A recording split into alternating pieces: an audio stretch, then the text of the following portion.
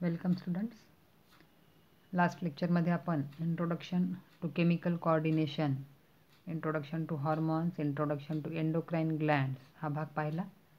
यासोबतच chemical nature of hormones जे की केमिकल मेसेंजर्स आहेत जे डक्टलेस ग्लँड किंवा एंडोक्राइन ग्लँडद्वारे तयार केले जात असतात. तर आज आपण पाहणार आहोत मेकॅनिझम ऑफ हॉर्मोन ॲक्शन. एखादा हॉर्मोन हा कशा पद्धतीने काम करतो हे आज आपल्याला पाहायचं आहे.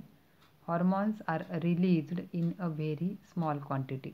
हॉर्मोन्स जे आहेत हे एकदम कमी मात्रेमध्ये तयार होत असतात. They produce their effect on target organ cells, on their membrane or hormone receptor.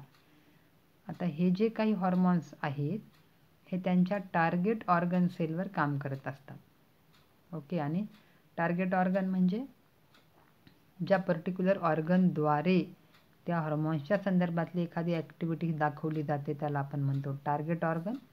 आणि हे जे हॉर्मोन्स आहेत हे त्यांची ॲक्शन करण्याकरिता अगोदर त्यांना त्या टार्गेट ऑर्गनच्या सेल मेम्ब्रेनवर बाइंड व्हावं लागतं किंवा हॉर्मोन रिसेप्टार्स यांच्यावर त्यांना ॲक्शन दाखवावी लागते.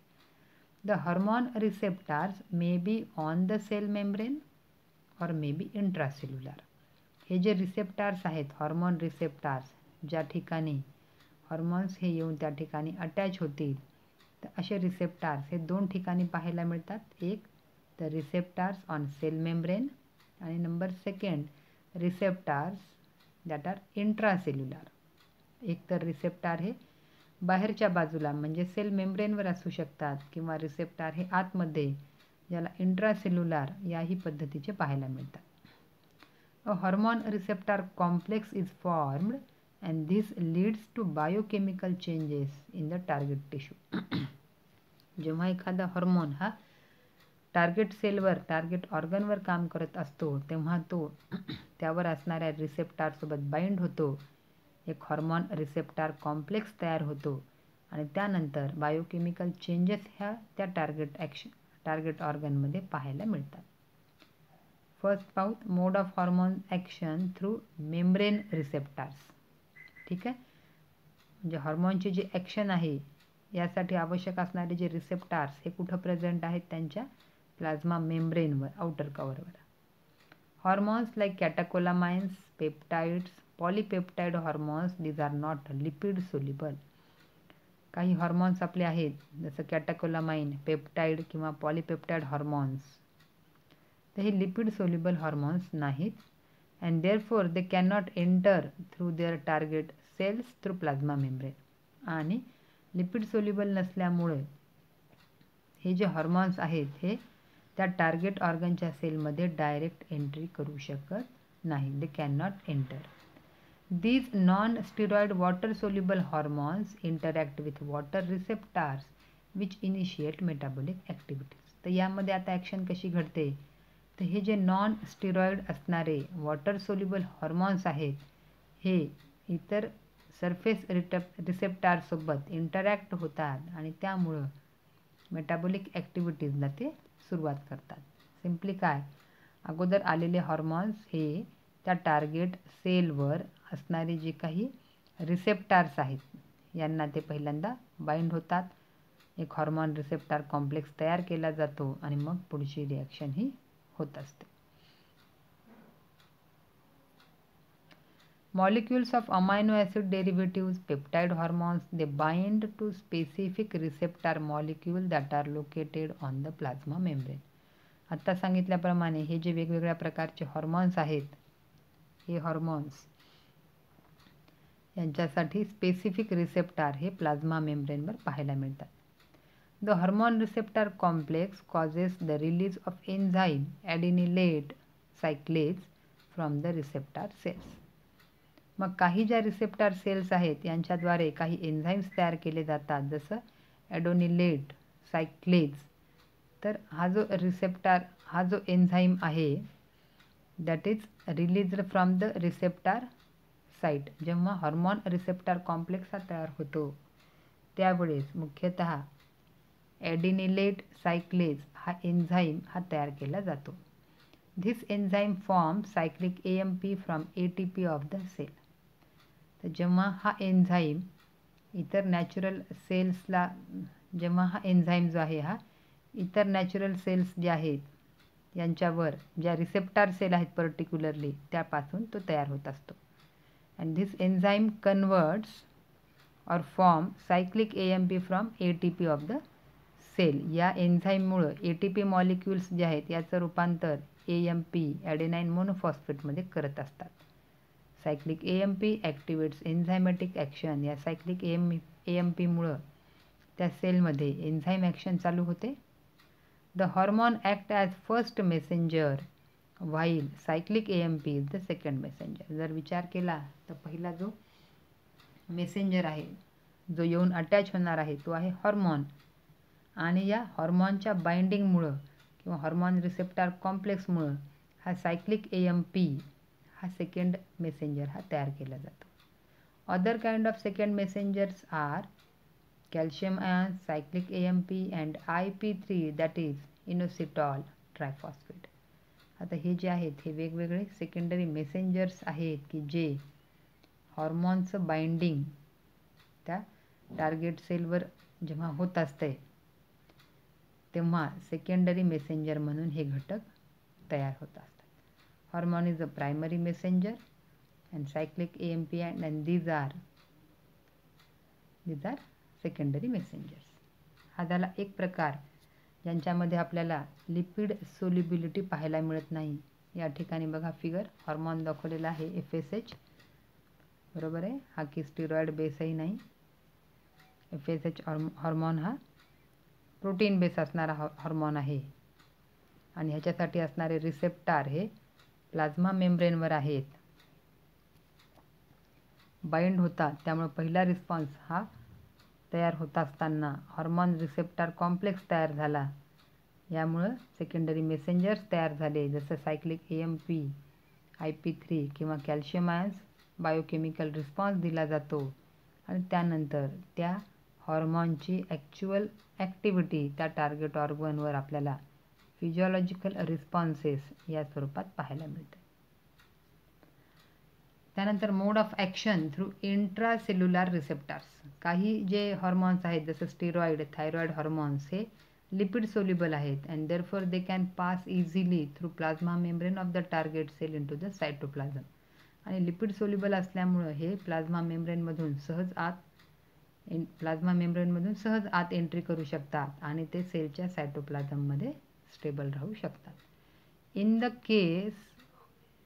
The cytoplasm they bind to specific intracellular receptor proteins and they form a hormone receptor complex that enters the nucleus.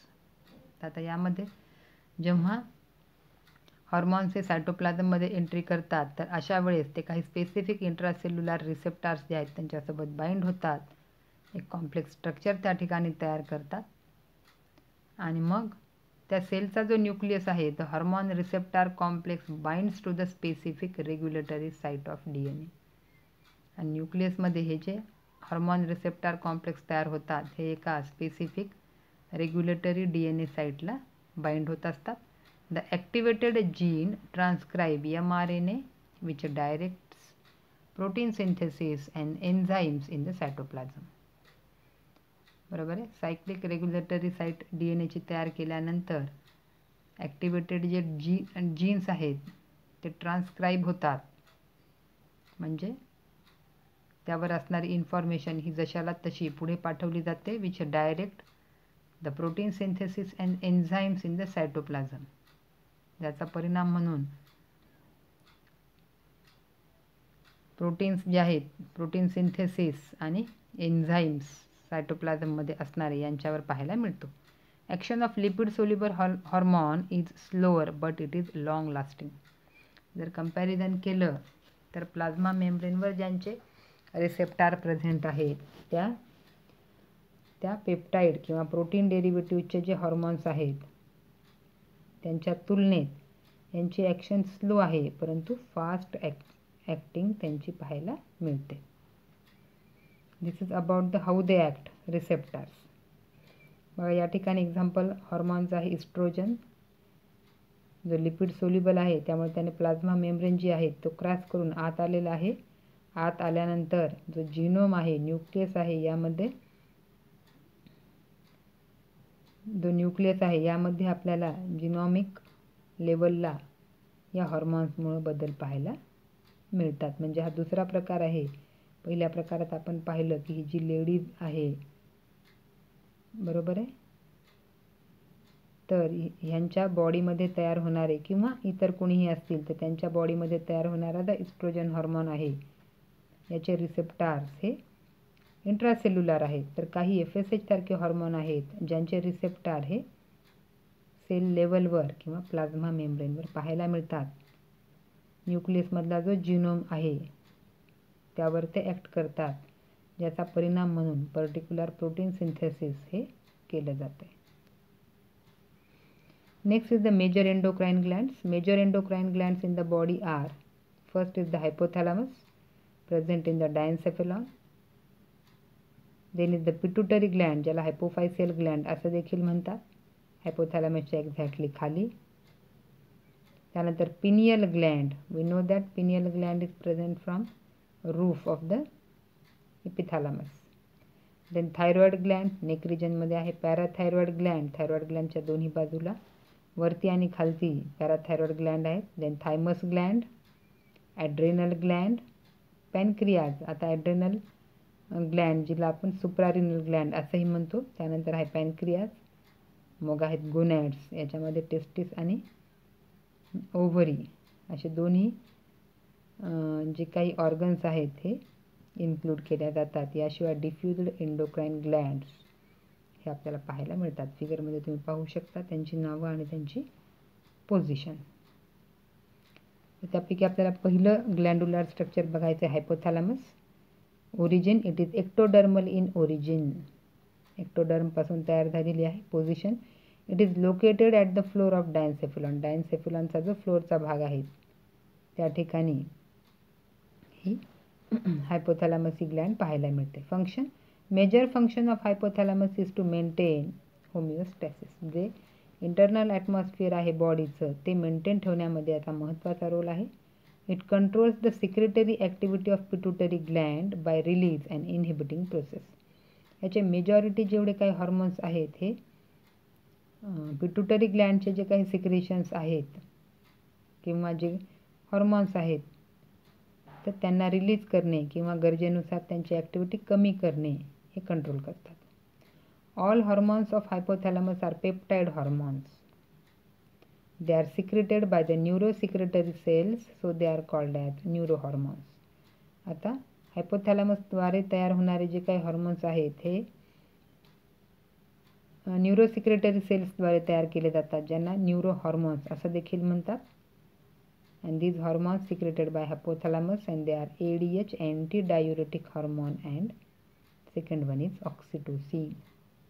So this is about hypothalamus, which is ectodermal in origin, present in the floor of diencephalon, its function, its hormone. बरोबर आहे. तर दोन महत्त्वाचे hormone आहेत हायपोथॅलॅमसकडनं, that is ADH and oxytocin. So this is all about the lecture, and thank you.